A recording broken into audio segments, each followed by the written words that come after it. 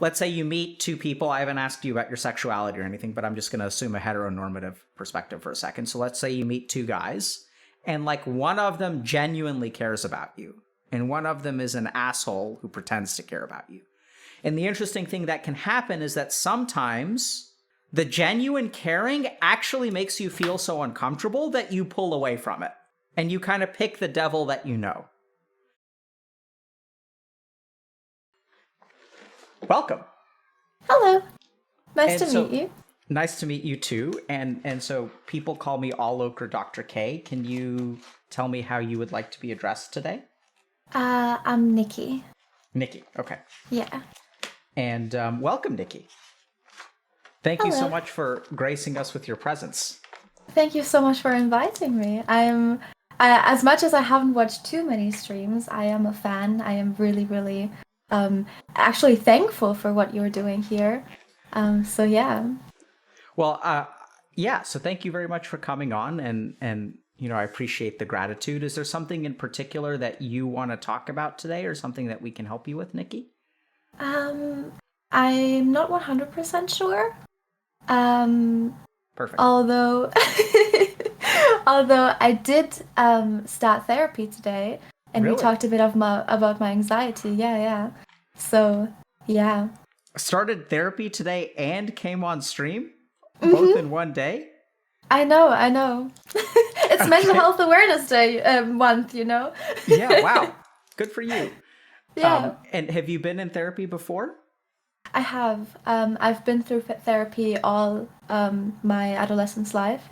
So, like, ever since I was a young teenager, I went through therapy. Okay. Yeah. Do you mind if I ask you some questions about that? No, for sure. Okay. You know, just a reminder that if I ask you anything that you don't feel comfortable answering, you're welcome to not answer it. But I think a lot of people are curious about, you know, how to get into therapy, what it does for you, things like that. Can you tell us a little bit about what your experience with therapy has been like? For sure.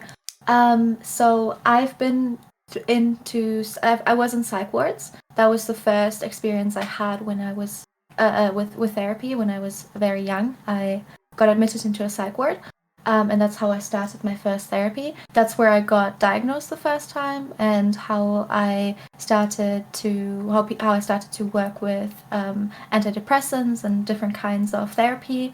And I actually went through DBT twice, which really helped me. Yeah. Can you explain to us what DBT is? Oh God, what is it? I'm not quite sure what it is in English because I did it in German, but it's basically like, I think it's behavioral therapy. It's to so it's like impulse control, I would say. Okay. Yeah, I think your experience of it is perfect. I don't know that people need like a technical definition, but can you just kind of tell us about what it's been like for you? And So the first time I went through it, I thought it was I didn't quite, you know, I wasn't ready for it yet. But it's basically they taught me how to. I did self-harm when I was younger. It's not a secret. You can see it. I don't do it anymore. But they taught me how to get that into, like, how to control that, how to kind of learn different things that I can do instead of harming my body, harming myself. And we did a lot of, I'm not quite sure what it is in English, but we did quite a lot of like meditation and like being aware of your surroundings and of yourself, which I think really helps and is really good. What is it in German? Achtsamkeitsübung. Yeah. Yeah, okay. Is there a way to literally translate that? Like awareness practice, I would say. Beautiful. That's a beautiful way to describe what it is. And feel free to just use the German word if you can't come up with the English one. Okay. Yeah, you know. So it's funny because a lot of people. Early on, when I was training to become a psychiatrist, I had a patient whose English was not their first language, and everyone just sort of assumed that would mean that the therapy wouldn't go well. But I actually found that that was actually like one of my best sort of therapy experiences because since we didn't speak the same language, like we didn't assume anything. So we were Ah, I like see. defining terms that like normally, you know, I would say, oh, like how was your childhood? And someone would say good. And then we just move past it, even though it may not have been good or I interpreted things one way. And so I actually think working with people who don't speak your language or like you guys just have a little bit of a, you know, language gap can actually be really, really good because you don't fall into assumptions. Yeah, no, And I think that's a really good way to see it. so, yeah, because I also love the way that you translated Achtsamkeit. Achtsamkeit. Achtsamkeit. Yeah. Some Achtsamkeit. kite. Cool. Achtsamkeit, yeah. Good job. Good job, Olive. Thank you. Yay for me. And so how does what did they teach you that helped you control your impulses? Um, I think for me it was mostly it wasn't mostly about my impulses. It was mostly about needing like something that I can rely on because growing up I didn't have it that much, and therapy actually helped me in a way where it's like, hey, if you ever need something and you don't know where to go, you have the therapy that you can go to. If you don't know who to talk to, you have your therapist you can talk to. It in the psych ward I had people to take care of me. I think that was a big thing. I'm very bad with like looking for help because I'm like, I'm so self-aware, I know what I'm doing, I can do this by myself. So even like going to therapy now, it's like it's a very big step, but I think I need it where like I need something to rely on, I need something to fall back on, and I think that's what therapy was for me and what helped me. Yeah. So sort of like a home base or kind of retreat or yeah. Can you tell me a little bit about what growing up was like for you? I moved a lot ever since I was young. I moved every half a year. I also grew up without a father. Um, my mom, there is addiction running in my family, and my mom sadly suffered from it for the most part, which I back then didn't understand. Um, and it was sort of like I got thrown into new situations and then pulled out of it without me having a saying in it, and then not knowing where to go or what to do. And then once I moved out at 17, I had to grow up really early because I had to take care of my mom. So Wow. yeah, I kind of just started to be more independent, and that really helped me. Streaming really helped me. I was a very insecure kid. I was very shy and very, very quiet growing up. So yeah, streaming helped me a lot. Moving out by myself helped me a lot because I had that distance from my childhood, from my family, and that helped me understand everything that I didn't understand when I was younger. And what are some of the things that you gained understanding about? Like what did you come to understand that was confusing as a kid?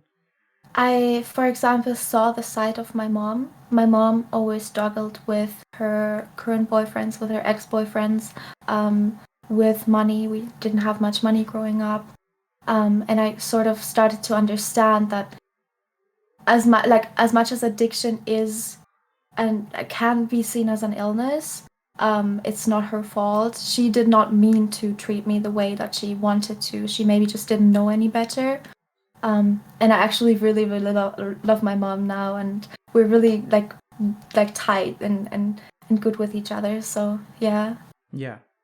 And why did you move every 6 months? Mostly.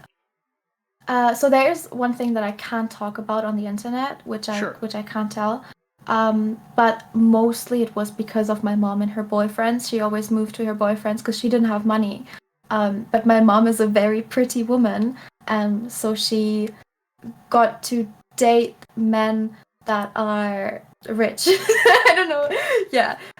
So we always moved to them really quickly, and it really quickly didn't work out, so we had to move away. Okay. Yeah. Thanks for sharing that there's something that, we want to steer clear of. I'm still not quite sure what to avoid, so I may need your guidance. I'm not trying to ignore. I just don't know what it is that we can't talk about quite yet. For So sure. apologies if I stumble towards it. Okay, just let me know. Yeah, of course.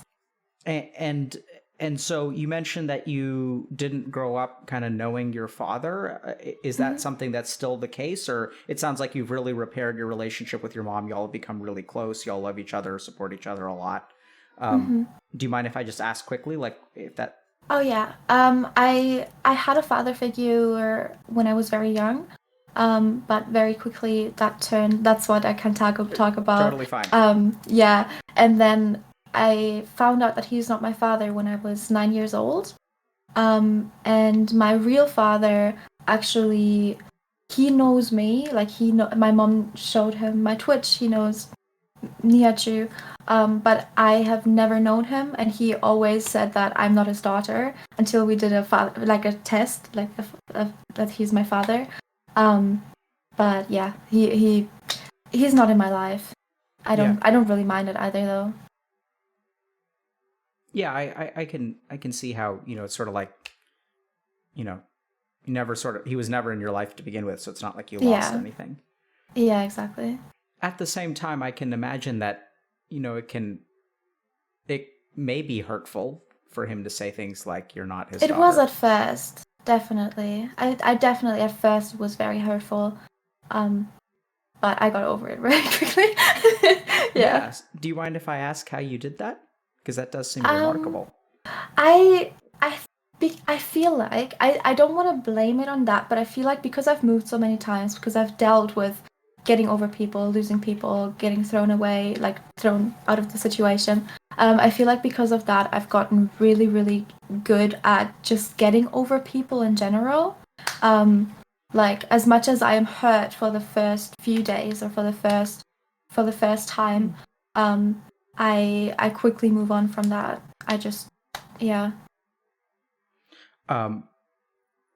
Nikki, you seem just incredibly resilient. Thank you. I almost feel a little bit sad saying that, because I think it's been rough that you've had to be so resilient. I sometimes wish that people had lives where they didn't have to be quite as resilient and bounce back quite as much as you've had to. So it sounds kind of rough. It makes me the person I am today. I actually want to become a psychiatrist. So I feel like because of all the things that I have that I've been through, I don't want to say like, oh, I've been through so much, but like all of the things that I have been through because of that. You can say that. I think that's fair. Yeah, I learned how to I have a lot of empathy, and I know how a lot of people feel, and also I am pretty resilient, so if someone tells me that, I take it in, but it's not like weighing on me so much. Can you help me understand you wanting to become a psychiatrist? Why on earth? Save yourself, Nikki, before it's too late. I just want to help people. At first, I wanted to become a psychiatrist in a children's and adolescents psych ward, because that's what I've been through, and I think that helped me a lot. But the more I am here as a streamer and content creator, I feel like a lot of content creators could really use some professional help. So I would really like to do something in this area as a professional, mental health professional. And okay, look, can I just think for a second? Yeah, for sure. I'm trying to understand the boundaries of this conversation, and I'm mostly very open. I am fine with talking about mental health, about my issues. I talk about it a lot on my own stream. If there's anything that I don't want to talk about, I will tell you, and I won't feel offended or anything, so don't worry at all. Yeah, that I've figured out. The boundaries that I need a moment to think about are my own. Oh, okay. Yeah. I'm sorry. So there's all part, I'm having all these thoughts about supporting you in your goal, like in terms of, how can we, what, because I'd love to support you, but I think that that's not really the relationship that we have. in terms of if you want to talk to people or want research opportunities or whatever, which we just talked about a little bit. I know a lot of people in a lot of places, and I think you'd be a wonderful fit just having talked to you for 5 or 10 minutes in a lot of the clinical settings I've seen. And so there's a part of me that very strongly wants to support you in a very much more practical way. Like I want to introduce you to, our the person who runs the adolescent, I'm going to steer clear of a particular diagnosis, but there's a particular, residential unit where people will come and stay for 30 or 60 days. Most of them are women. They teach a lot of DBT there. And I think that could be a really wonderful place for you to work clinically if you ever became a psychiatrist. So I'm personally just restraining all of that energy to try to support you in your goal. And just thinking about what's appropriate and what isn't to say. I see. And so so help me understand a little bit. So I hear this a lot from streamers too, because we work with a lot of streamers here at HG. And so you're a streamer. You're a good streamer. You're a successful streamer. And how do you think about, potentially becoming a licensed mental health professional versus your streaming career? So I never intended to become a big streamer. I don't think many people do. I don't think many people start and are like, oh, I'm going to be this big streamer. So it has always been my goal and my dream to become a psychiatrist. And I will not just throw that away just because I have a different career path now.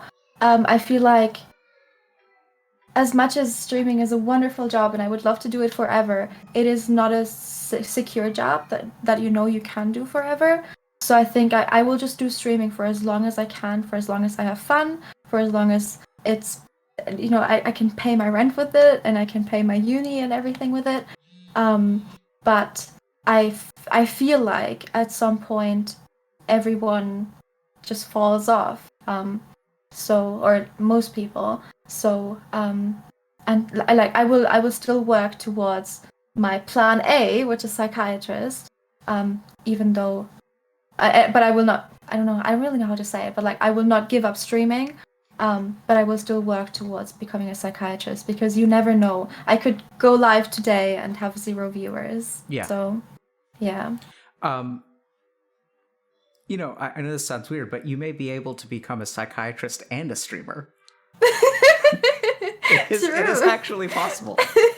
Which I didn't realize. I don't know how true that was maybe a year or 2 ago, but it appears to be true now. Yeah, you're right. So it sounds like you're in uni. You're doing. I took this year off because of COVID. I just couldn't handle it mentally. But after, once everything calms down, I will definitely go back to uni. Yeah, I was in year 1, so I just start again. And Nikki, do you mind if I ask just estimate of how old you are? I'm 19. Oh, wow. Okay. Yeah. How long have you been streaming? 2 years. Oh, wow. Mm-hmm. It's been my job for 1 year now. You seem older. I hear that a lot, yeah. How do you interpret that when people say things like that? I agree, because I had to grow up very, very quickly. So, and I have a lot of friends that are in their early, mid to late 20s.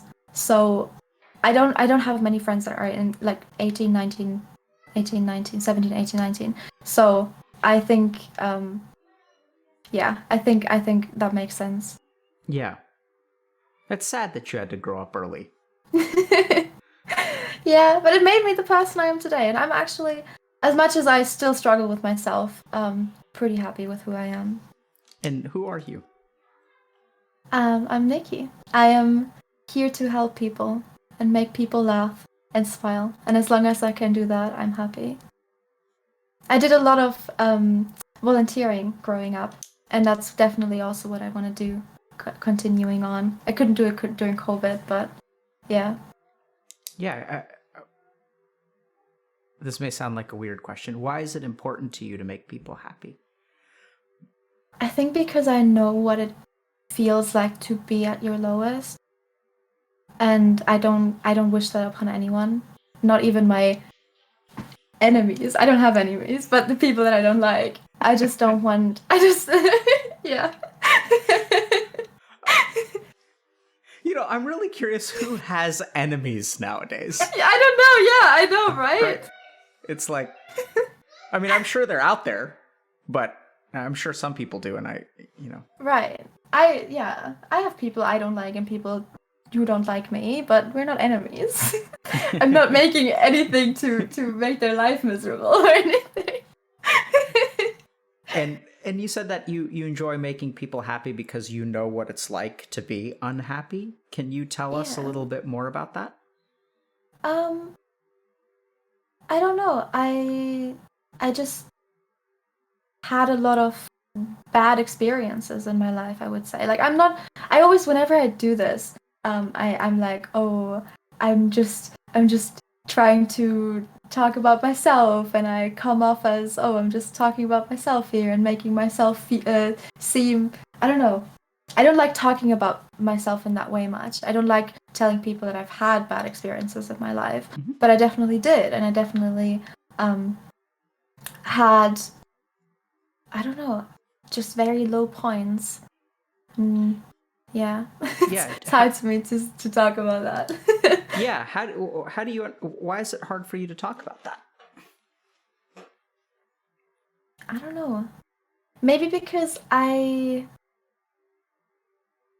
am at a position right now where my life's good. I don't have to, as much as I still have a lot of struggles, and especially with myself, I am financially stable and I am doing a job that I love and I have many friends and I'm out of that I feel like I am not allowed to talk about the bad times in my life because it's not like that anymore. So why should I talk about it?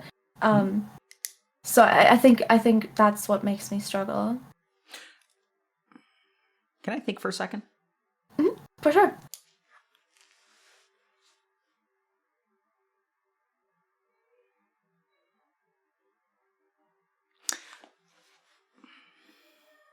So Nikki, I think, it's I really enjoy talking to you. I think we're having a very lovely conversation. I think it could help a lot of people to hear your story. And at the same time, I'm not hearing anything that we're talking about that will actually be helpful to you. Yeah. And something very sneaky is happening, which is that you're coming on here and you're helping other people. You're sharing your experiences for the sake of educating other people. But we're really steering away from anything that could be helpful to you. Does that make sense? Yes, that makes sense. Okay, so you're a sneaky one. So let's think a little bit about that for a second. Okay. And we can respect that boundary, right? If you don't want to talk about things that could help you. And I think, by the way, there's a theme running here, which is that you don't like reaching out for help. You don't like showing people, and now everything's better. There's that, right? Yeah. But we can actually choose to respect that, right? Like we can just acknowledge that thing is there, that you don't want us to throw you a pity party, right? Yeah. You don't want us to think oh, Nikki's had such a hard childhood. Exactly. Like you're happy sharing your story of triumph, it was really hard, but you can do it too. Like you're happy saying that. You're happy being an inspiration if it helps other people. But you don't want us to be worried about you. Exactly. 100%. Yeah. Right? Which is fine. Mm-hmm. If we decide that. So I see you're getting emotional. I maybe caught you a little bit. Sorry. It's all but right. you are so incredibly self-aware, Nikki. You understand yourself so well. You've grown so much. So I'm putting it out there. Normally I'd skirt around it. I wouldn't pin you. I feel like I've trapped you somehow. That's all right. So what do you think about that? No, I do agree. I do agree with that, especially we don't want to throw you a pity party because, I do get babied on the internet a lot, where it's like, oh, oh, poor Nikki, and oh, she's doing this, but poor her. Well, I'm sitting here and I'm like, yeah, but it's alright. Like, you know, I'm fine.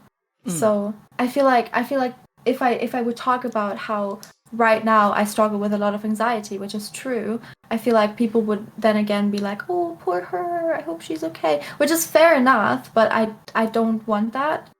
Like, I want to be here for my chat, and I want to make my chat laugh. They don't have to be there for me because I am just their source of entertainment.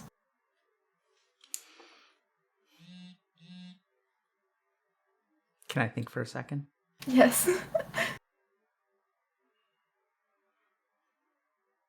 I'm going to need a long second, maybe like a minute. That's okay. I'm so sorry. No. It's not. I think so. I need to think more when people are more insightful, because usually, like, if people are slow with how they progress, it gives me plenty of time. I mean, not like people are slow, but like the more insightful you are, the more I have to like take a step back and, you know, just hold on. Okay.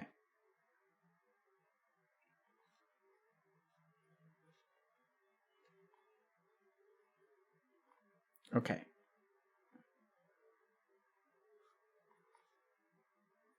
Subtle. There's a lot going on here. That's okay. I'm here. Okay, so the first thing is that I think I want to kind of toss something out to you. Maybe you can help me think through it. So one is that people baby you, right? I think that can be insulting and demeaning. But I would suspect that when you get babied, there's a subtle difference between people babying you and caring about you. That's true. I think that you probably dislike both. Yeah, probably. And one of those is fair, right? Because we don't want to baby you. We don't want to like say like, oh, Nikki doesn't, like, poor thing. She's so hurt. She's so incapable of. No, because you're very capable. Yeah, You're exactly. financially independent at the age of 19, in university, have career aspirations. You spawned in a really, really bad location when you were born on this earth. And with a lot of challenges. And despite the fact that you had like a crappy spawn, you have managed to accomplish at the age of 19 just a ridiculous amount. And we're just getting started. So I think that babying you is not fair. Yeah, I agree. At the same time, I think that it makes you uncomfortable when people choose to care about you. I agree. What's up with that? Maybe I'm just not used to. I don't want to. Again, I'm just not used to people caring about me. There's that voice. You see that voice? Yeah, I know. You see how I know. it's commenting on what you say? I do. Yep, it's constantly there.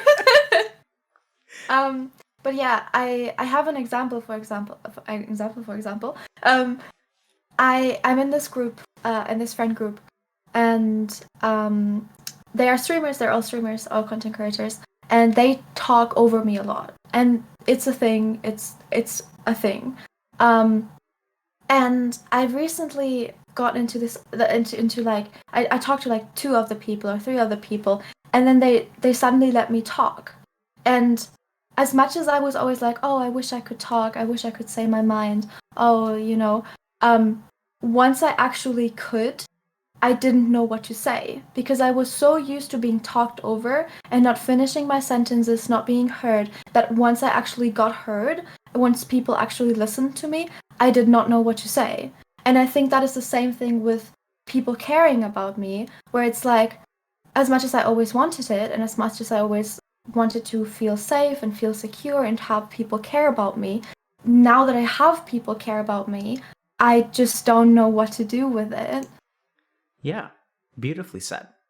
And what I'm hearing from you is that it's sad, but you sort of didn't learn how to be cared for.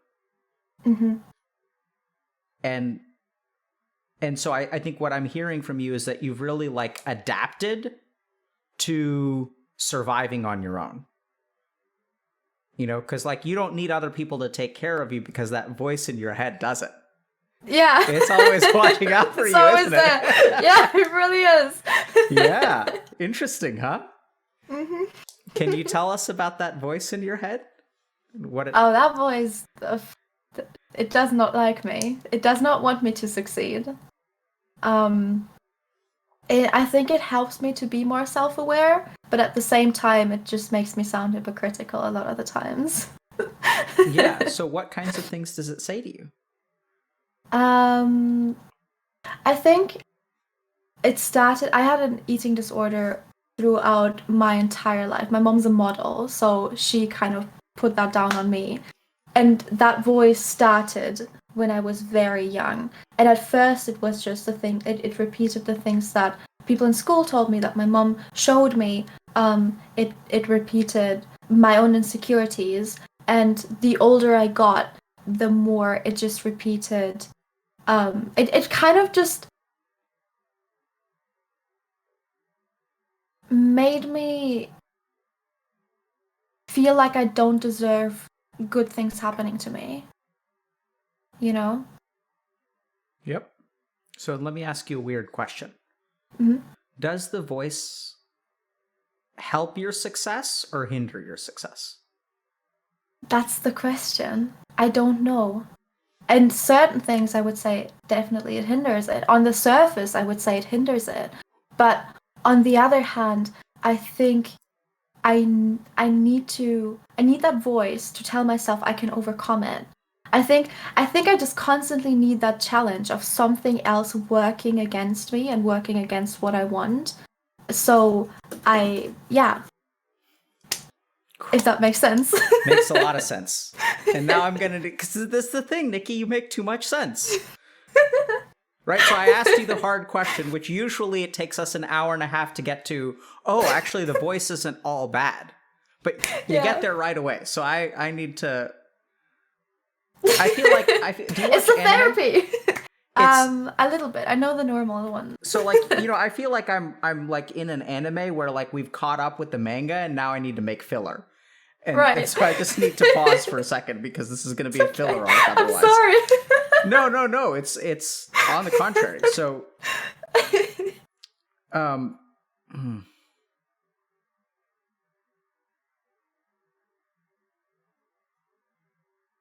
man, you understand so much.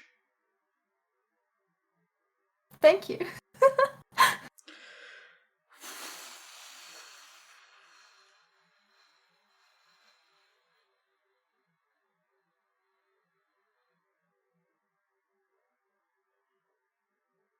Okay. How would you feel if chat cared about you? I would feel at one point, like at one hand, I would feel like thankful, and I would be like, that's very sweet, that's very nice. And on the other hand, I would feel like that's not your place to be. And then on the other hand, I would probably feel like, please don't. Okay. So we're going to pay attention to on one hand and on the other hand, okay? Anytime you say that or anytime you think that. So for example, the voice in your head, does it help your success or hinder your success? On the one hand, it's toxic, and on the other hand, it's a challenge that drives me forward. Yeah. Right? So yeah. So, and when we go back to chat and when we ask, like, you know, do they, how would you feel about them caring about you? Like, there's a part of you that can feel gratitude. Mm-hmm. There's a part of you that says, no, it works the other way around. Mm-hmm. And then what's that third part of you? Like, it's not their place to be. Like, they have their own things to care about, I guess, maybe. Yeah. So whose place is it to care about you?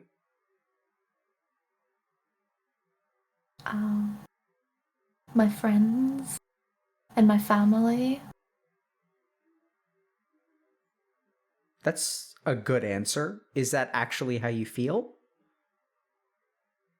Yeah, I think so. I mean,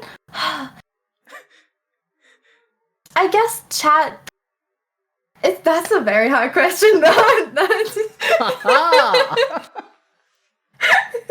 I do feel thankful that chat cares about me. Of course I do. I love my audience. My audience is the sweetest audience. Yeah. Yeah. But maybe they should care about me in a different way than my friends and family should care about me, because we didn't establish the word care. What is the word care? What does the word care say and entail? I think it's like chat should care about me in a way of, oh, is Nikki happy doing the work that she does? Is Nikki happy providing us with the content that she does? Is she safe and happy? Safe and healthy. Like those things, but they can't actually change much about it. As like I said, I'm very happy with my audience, and that is because they act the way that they do. And I think if they care about me in a way of, I want to make this community safe because I care about my streamer, then I'm very happy, and I think that's what they should do. But they should not care about me on a personal level where they will reach out to me on my business email and ask me if I am okay and if I want to talk to them, because that is not their place to be. Yeah, so that sounds like very good boundaries. So now I'm going to ask you, do you sometimes find yourself... well said. Now I'm going to have to pause. This is going to be the stream that we call the Battle of Pauses. And I think you're winning right now. The score is like 8-1. Oh no. Okay.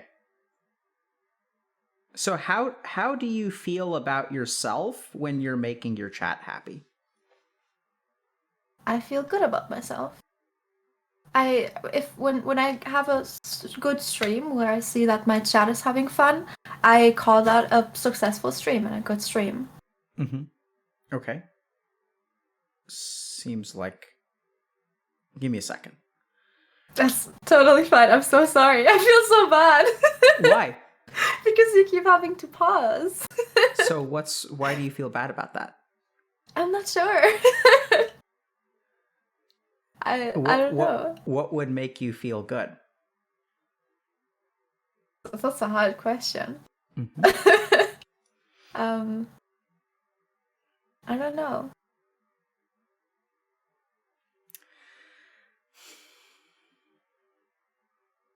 I'm happy to be here. I feel good to be here. I'm very thankful that I got invited to this.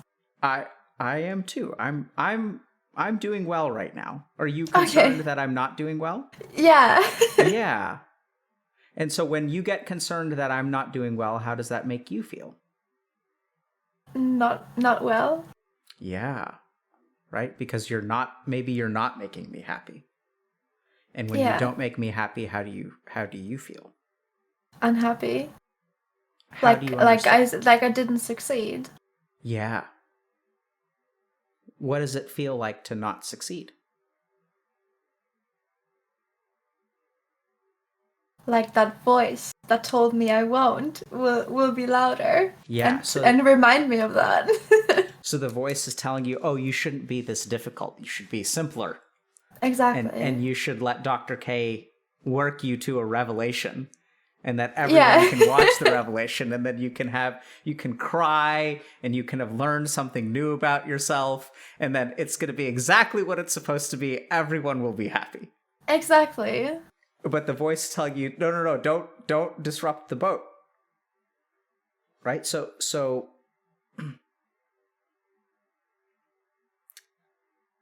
I think I'm going to stop asking you some questions, and I'm just going to tell you. Okay.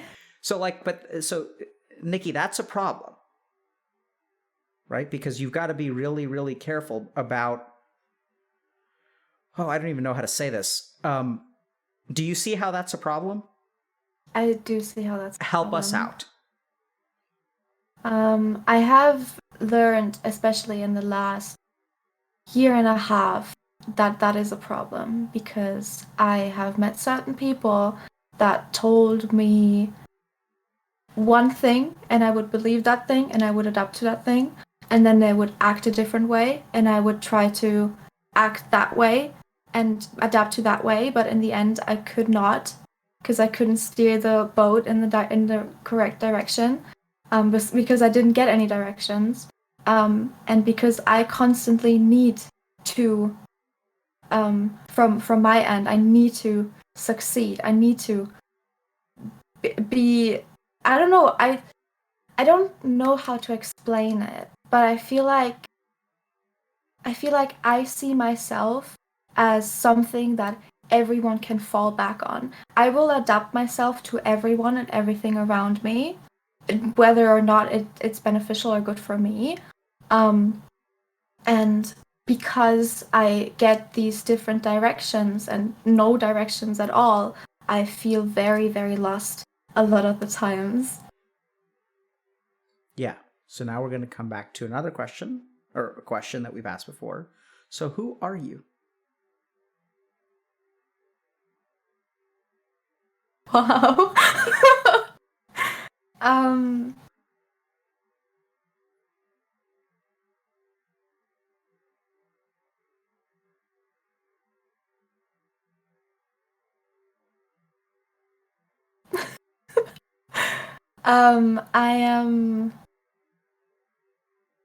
I'm still Nikki. You're damn right you are. I still am a person with ambitions and goals in life, and who is independent by themselves. I just maybe sometimes try to adapt myself too much to other people.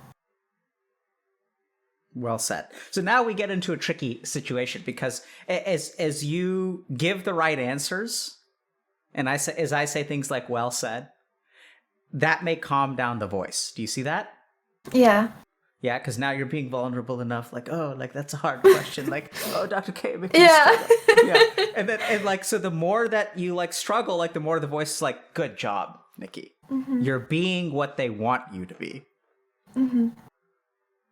Right? And so this is tricky, because like you said, you adapt yourself a little bit too much. You're very good. You're a chameleon. You can be what people need you to be. And this is the tricky thing, is that like, when you're like, I think that there's a lot of genuineness, but there's like a lot of dialectic actually.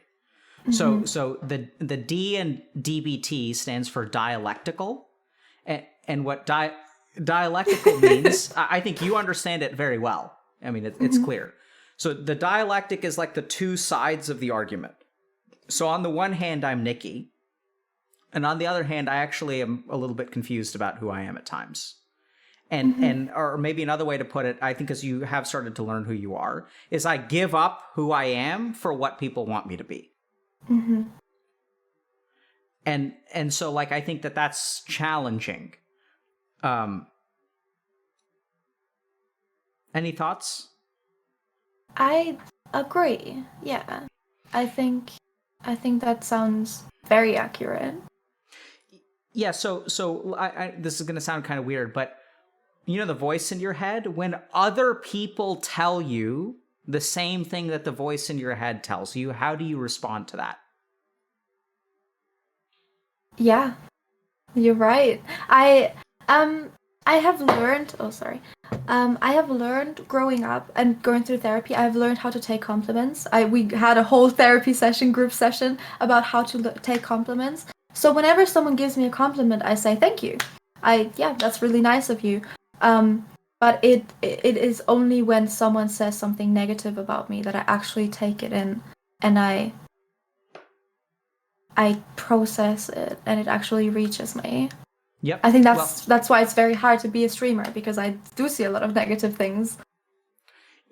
Yeah. So I think this is where maybe we can try to, like, I'd like to help you swim in the water of like why you do that. Right? So like, you've got this negative voice in you. Part of it, feels like it's like hurts you, because it does hurt you. And at the same time, it also like helps you succeed. Right? And so then there are times where, I think that like you have to be careful. I mean, we haven't talked about your romantic relationships, but I think sometimes people for whom negativity resonates with them can open themselves up to abusive relationships or abusive dynamics.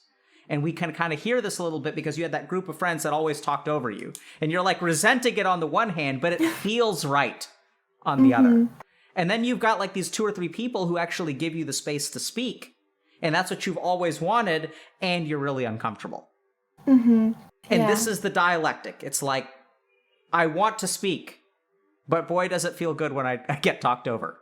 Because then your voice is like, you see, you don't have anything good to say anyway.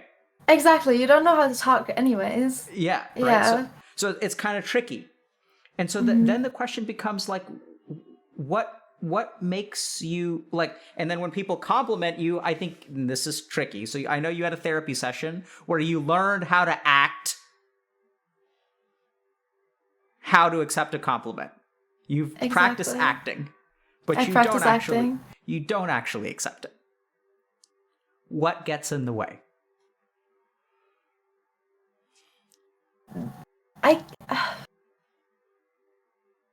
Probably that voice not wanting me to succeed, not wanting me to feel good about myself and feel good about things that people compliment me on.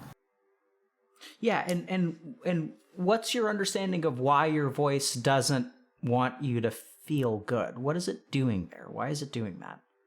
It's trying to keep me in the place where I have been for the majority of my life, because that's comforting, because that is the safety net that I have. I fall in, like when we talk about romantic relationships, I fall in love with people who make me feel safe. And that might be me trying to get out of that place that the voice is keeping me in, that safety net. But that also, like you said, opens me up to a lot of abusive relationships, because that is then the safety net that I try to fall back on. And a lot of the times it doesn't work out. So I think that is what the voice is doing. It's trying to keep me in that place where I've been my entire life, where it is easy to stay because I don't have to work to get out of it. Well said. So here's what I kind of heard. So I know it sounds weird, but I think the voice is protecting you. Right? And this is actually like devastating, but it happens to be true that you have survived abuse and neglect. And like there's a very interesting adaptation to like surviving abuse and neglect, which is like this idea that you don't deserve any better. Because then at least it makes sense, right? If I'm like fundamentally, you want to finish? Yeah, like human beings try to make sense of everything. Everything we need to make sense of it. So I totally agree. I've heard that a lot of times. I've learned that while I did psychology myself. I know that is the thing. I need to make sense of it. Why did I get abused? Why did I get neglected? What made me, like, what made people want to do that to me? And the thing that voice tells me, it's because you deserve it. Because whatever you did, you deserve it. And I say, okay, right, that makes sense. I deserve it. Yeah.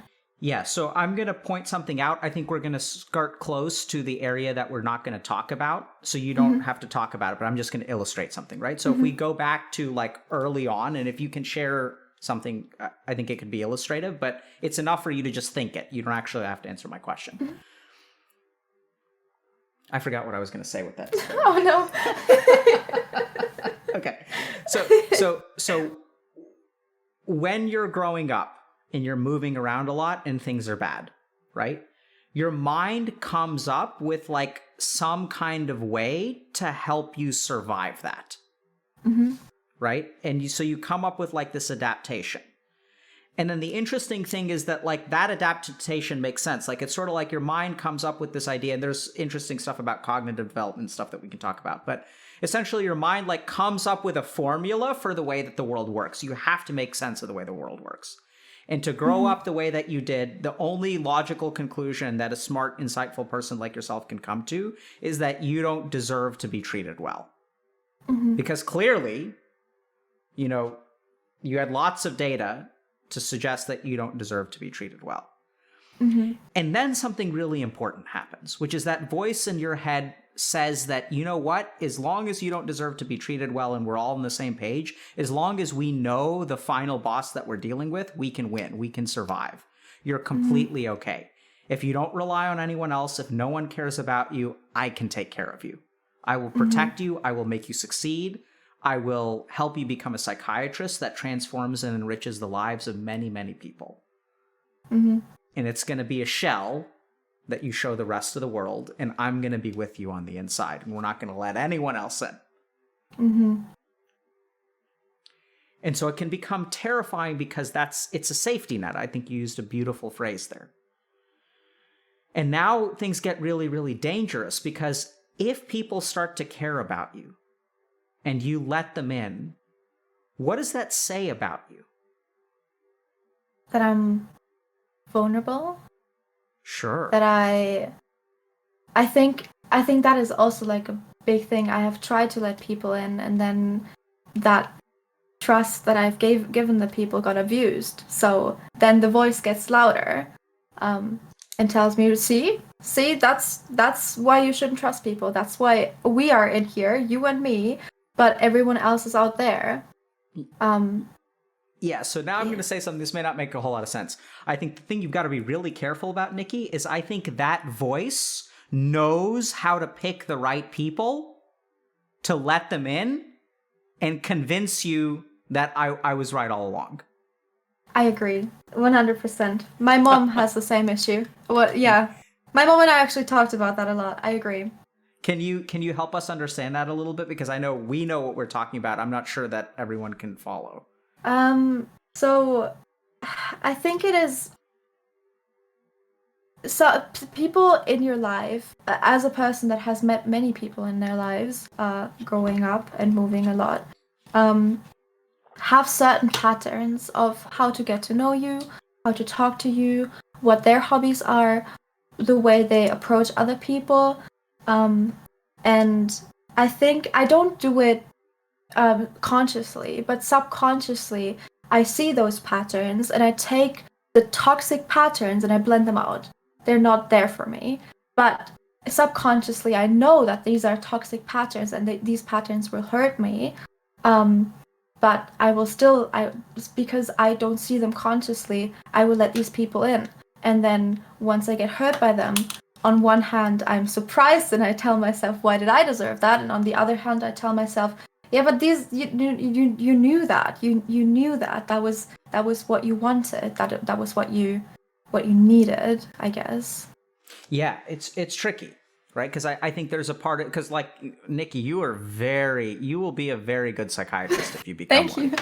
So I think you're really good at reading people, and I think you're really good at like knowing what they are and what they're going to give you. And I think there's a part of you that, now we're really getting into hypothetical territory, but I'd say that there's a part of you that sees all of the stuff on the surface that you want from those people, and also detects like everything underneath the surface. And it also reassures you because it says, hey, look at all this beautiful stuff on the surface. This person is going to be the right person for you. And then underneath, they know that that person is going to make you feel about yourself the way that you sometimes do when you listen to that voice. Yeah, definitely. It's hard. So now we get to, yeah, so let me think for a second.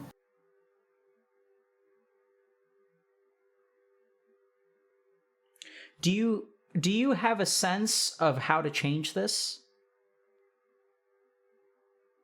I mean, like I said, trying to let people in as much as I know I will get hurt in the future. Trying to let people in, trying to let people understand me and my vulnerabilities. Yeah. I'm not sure. Yeah. So I think that's a good strategy. I think it could be bumpy. So as everything is, as every recovery process is. Well said. Also very resilient of you. But Nikki, I'd actually prefer, if it's okay with you, to try to like lead you down a path now that's a little bit different. Yeah, for sure. And the thing is, trying stuff, I don't think is actually your strong suit. I think you're very insightful. And so what I'd love to do is actually try to leverage your ability to understand, your capacity for awareness. And actually, it has nothing to do with anything outside of you. It has everything to do with what goes on inside you. So the first thing is that recognize that the voice in your head is is your survivor, right? Like you are a survivor. And I think the really terrifying thing is that, like, you've concluded that you're not like a good person on the inside. Now, I know that you don't, there are parts of you that has come to realize that that's not true and stuff like that. So totally fine. But this goes back to, like, if someone compliments you, you're like, you know, it bounces right off, or you learn how to pretend to take it in. And then if someone's like really nasty to you, they're like, you know, it kind of sinks in and you're like, yes, that's correct. So that's what we're talking about. Okay. And the only way that the world can make sense, if you grow up with the history that you have, which once again, we don't need to go into. Is it okay that I just reference it like that? Yeah, for sure. Okay. So, like, you know, and if you feel like, I think it could be illustrative, but you don't have to. If you can if you can share your experience of like a particular memory, you don't have to tell us what happened, but just how you learned to believe that about yourself. You know, something like that. Not quite yet, but let me just keep going. But I think it could be helpful. So the world makes sense because you don't deserve to be cared for. And then what happens is, like, something in there as you're navigating those protective mechanisms, we see a lot of these coping mechanisms like eating disorders, you know, self-injurious behavior, substance use. We see all these different things. And if you really look at those, I'd bet money, and you can answer this if you want to, that when you were engaging in self-injurious behavior, it would shut up the voice in your head. And this is the really interesting thing about self-injurious behavior, is that a lot of times it's not any intention to harm yourself. It's actually a very powerful, almost meditative technique that brings your awareness to the present, and all of the voices in your head shut up because there is something incredibly painful that demands 100% of your attention. Yeah. Hence why DBT. Absolutely, right? So what DBT does is it trains you to replace that injurious behavior with another meditative technique or awareness technique or grounding technique that causes your mind to, like, let go of those thoughts and focus on one thing. And so I think the real challenge is going to be, and I feel like I want to build up to this better, is that if you are worth caring for, it rewrites your history. Because that means that, like, everything that happened to you really shouldn't have happened to you. Yeah, wow. That just wrong. That just, yeah, I just realized that. That's wait, that's crazy. Because I always tell myself, yeah, no, it's okay that it happened because it made me the person I am today. But if you say it like that, you're right. Oh God.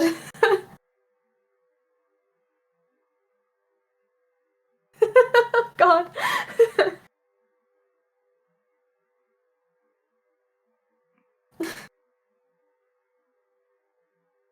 Yeah, right? It's hard. Because here's the thing, Nikki, it's not okay that any of that stuff happened to you. But that, you know.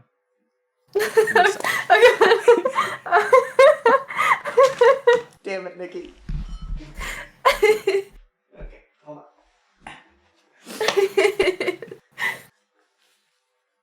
So, you know, what is that? We can just take a second. Oh God.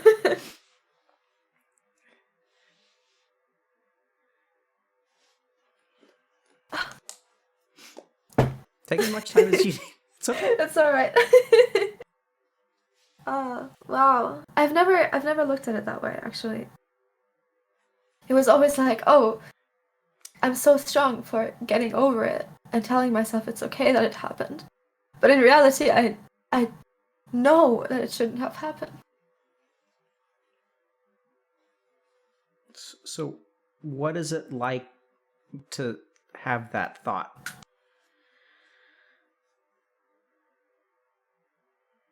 I still just want to do good with it. Like, as much as it shouldn't have happened, I learned from it, and I can take so much experience from it that I can use to help people. And I think if I can manage to either undo this for someone else, like that it doesn't happen for someone else, or help someone else to deal with it and to cope with what happened, I think as long as I can do that, it's gonna be worth it.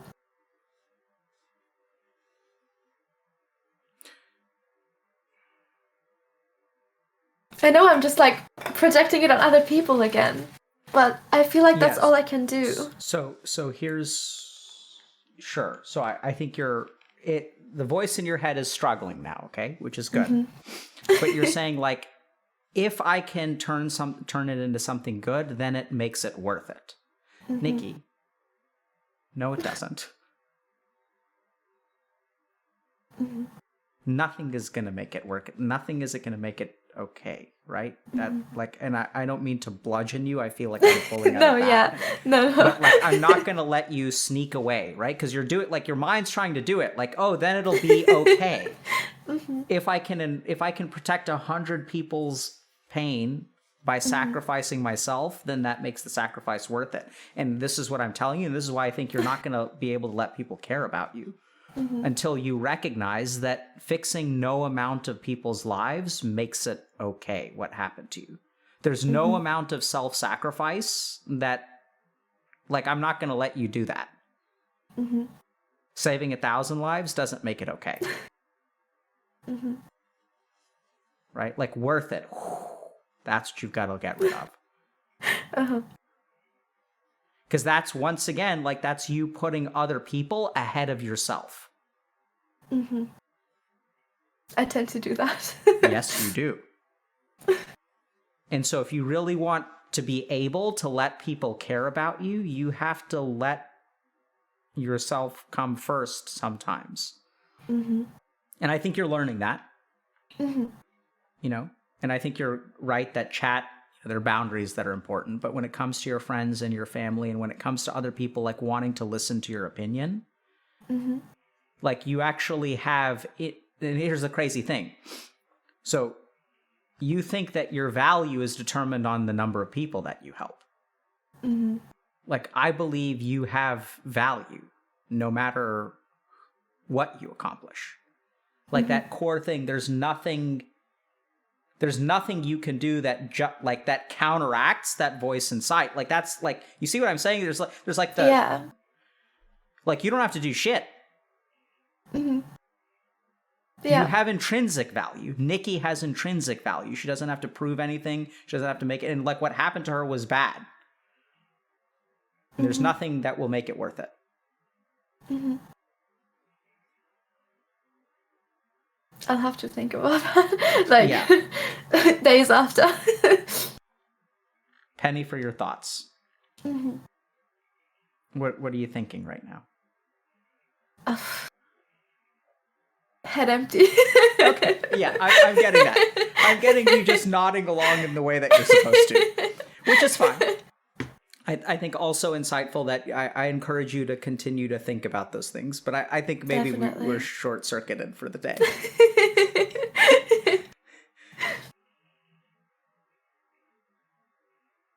Wow.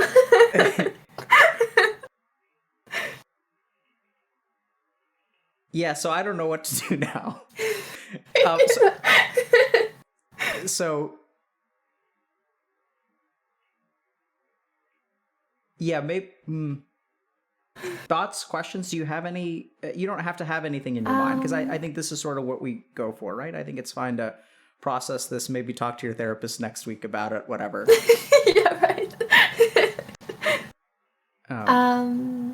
No, I don't think I have any questions about that now. But like I said, I really like what you do, like what you work. Do you want to tell me, or I know a lot of my viewers are in chat right now, do you want to tell us like more about your work and what you do? Sure. Yes, we could certainly go to safe ground in the safety net of telling people about what we do. Sure. Because I don't think I can talk much about myself anymore. Yeah, I think we're done. I think it's GG. So yeah, sure. I'm happy to do that. So my name is Alok Kanoja. I'm a psychiatrist that practices in Boston. I spent about 7 years studying to become a monk, and then met my wife and fell in love. And then she wanted to be married to a doctor, and so I went to medical school. She wanted to be married to a neurosurgeon, but I decided that wasn't for me, so I picked the next best thing, which is psychiatry. And then what I really found is that there are a lot of, mental health, the mental health challenges that people face nowadays are expanding, changing very rapidly. And that some of these perspectives that psychiatry has are like missing something. So, and I think, Nikki, actually, you illustrate this really well, where, man, you are incredibly resilient, incredibly insightful. I'm sure you'd be a wonderful clinician. You have a very high EQ, which is emotional quotient. So I think your ability to read other people and understand what they need is like really high. And at the same time, despite all of the therapy, despite all of the intelligence, there's a perspective here about what is the self that I think is missing from kind of like psychiatric treatment. Because at the end of the day, like we can, you can do therapy and you can make these uncoveries in therapy, but sort of really grappling with this idea of who am I and do I have worth as a human being, and being taught that I don't have worth as a human being, overcoming that, being resilient and being positive and sacrificing yourself for the rest of the world is noble and wonderful and makes the world a better place. And is also unfair to you. Mm-hmm. Right? So these kinds of perspectives is what we try to help people with, is that there's definitely a mental health or mental treatment component. I think seeing a therapist is a wonderful thing. And I think you're just a really fantastic example of someone who's really internalized. I think it is amazing that, you're saying that you don't really engage in self-injurious behavior anymore. Mm-hmm. We haven't really talked about it, but it sounds like some of your eating behaviors are probably better under control, things like that. And so I think you're a wonderful example of what we try to balance in people, which is that there's like a mental health or like mental treatment component, right? Which is like the clinical psychiatry. And then there's almost like a more spiritual component, understanding yourself component, finding your purpose in life, trying to figure out, what is the root of these patterns of who you engage in relationships with? How can we understand those things? So that's really what we try to do. And we started in the gaming community because I'm a degenerate gamer. And what I really found is that a lot of people in this community like need help and need support. And the other really interesting thing is that I found that the standard psychiatry stuff, part of the reason it doesn't work ideally is because we actually don't play to the gamer's strengths. And in your case, Nikki, like I think playing directly to the strength of your insight, like going out and trying stuff, like you don't need to do that. Mm-hmm. You can actually figure most of it out up here. And I think that's what you managed to do your entire life. Mm-hmm. Right? Thank like you. You've learned how to survive and adapt like all in here.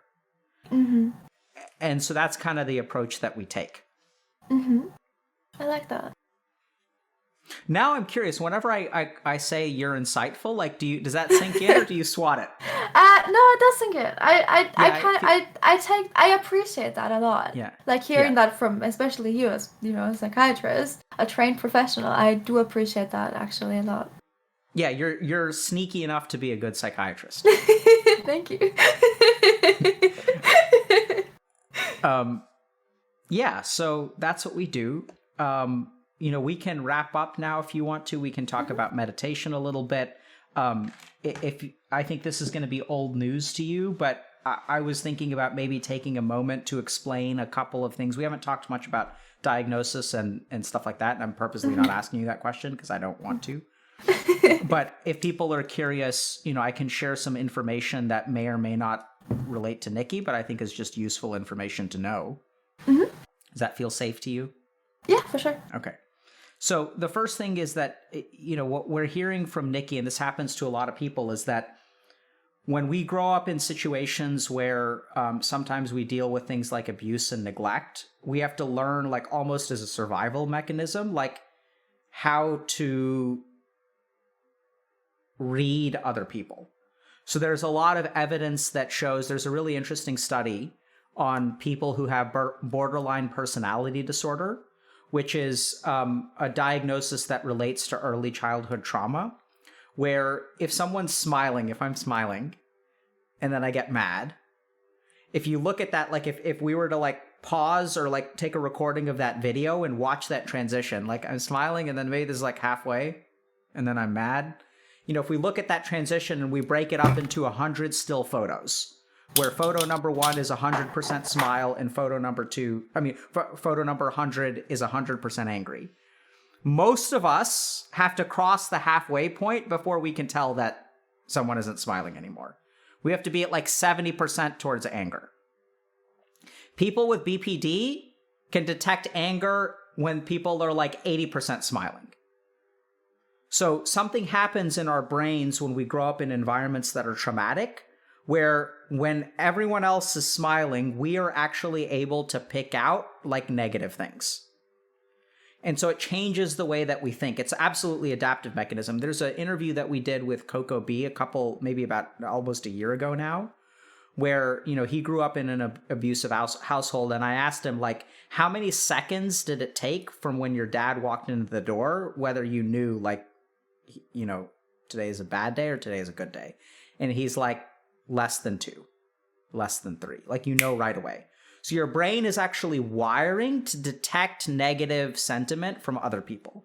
And that can be really, really challenging because, like, even people who like you 80% of the way there, all you're going to see is the 20% frustration that they have. And that can be very hard for you to, like, interact with other people, because even though most of the people are happy, all you're seeing is people being angry. And so, you know, I think that's something that we see a lot with trauma. The other interesting thing is that when people, you know, go through traumatic experiences, you develop this voice in your head that kind of talks about how you're a bad person. That voice gets reinforced by seeing the 20% frustration in every person you meet, because it's like, you see, I told you so, I told you so. Sometimes we also get into weird patterns, and we didn't talk too much about this, but I'll leave this for you for later. But that, let's say you meet 2 people. I haven't asked you about your sexuality or anything, but I'm just going to assume a heteronormative perspective for a second. So let's say you meet 2 guys, and like one of them genuinely cares about you, and one of them is an asshole who pretends to care about you.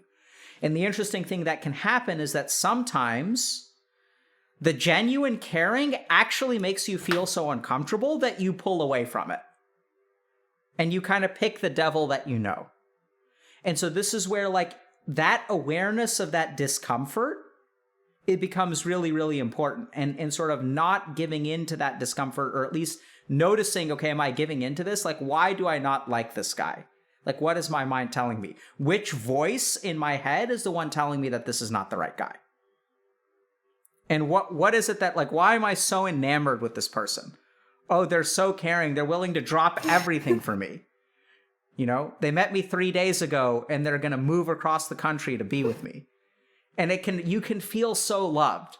But the problem is, like, that same guy 6 months later is going to move across the country for someone else. And then the voice in your head is like, see, I told you so. I told you you were unlovable. He just got to know you. And you couldn't keep up the act for so long.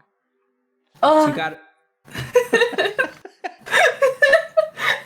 We're not talking about that sentence.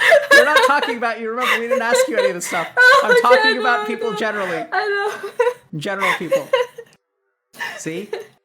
That stuff about, you know, you being unlovable, right? Because that's what we're talking about. Is that sometimes that voice tells you that you're fundamentally unlovable, because if you are lovable, it changes everything.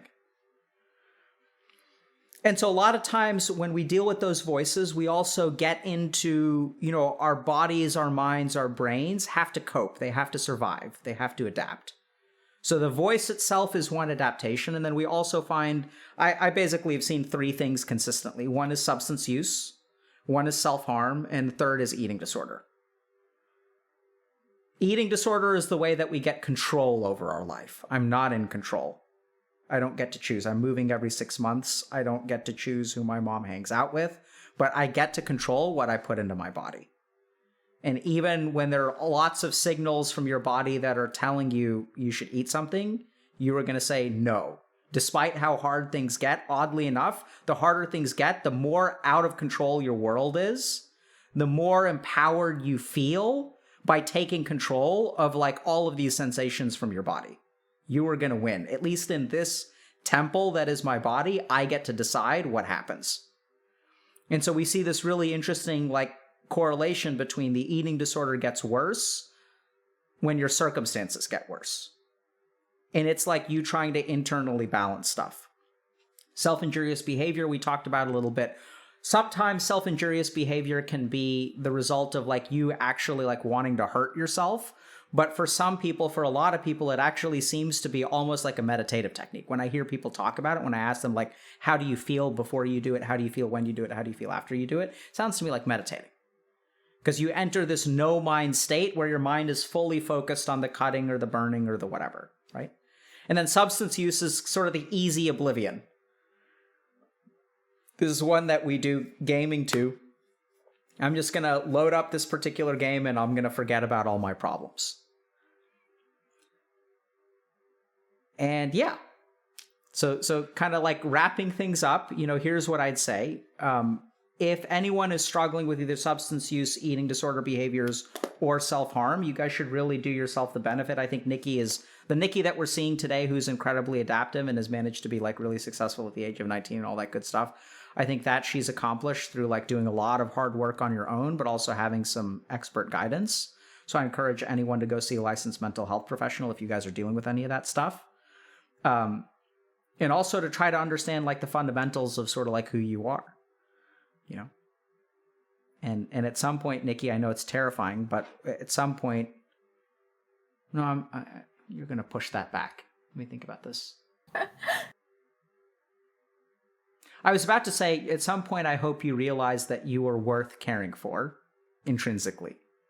And I know that there's a part of you that can get on board with that, but then there's a part of you that maybe will push that away. So I'm going to say something else, which is going to be a little bit more terrifying and a little bit more defiant. I'm going to choose to care about you, whether you like it or not, whether you think you deserve it or not. I told you. There's the baseball bat again. I'm going to just care. You can go fuck yourself. I don't... Well, that doesn't mean that you care about me, though. Huh? That doesn't mean you care about me, though, then. Yeah, it's a little bit of a joke. But... I know. No, I'm going to choose to care about you, no matter what you do. Whether you become a psychiatrist and you save thousands of lives, good for you. And if you choose not to do that, I still think you're a worthwhile person who deserves a place on this earth and deserves happiness. Thank you. Sinking in somewhere. I don't know how much you're swatting it aside. But...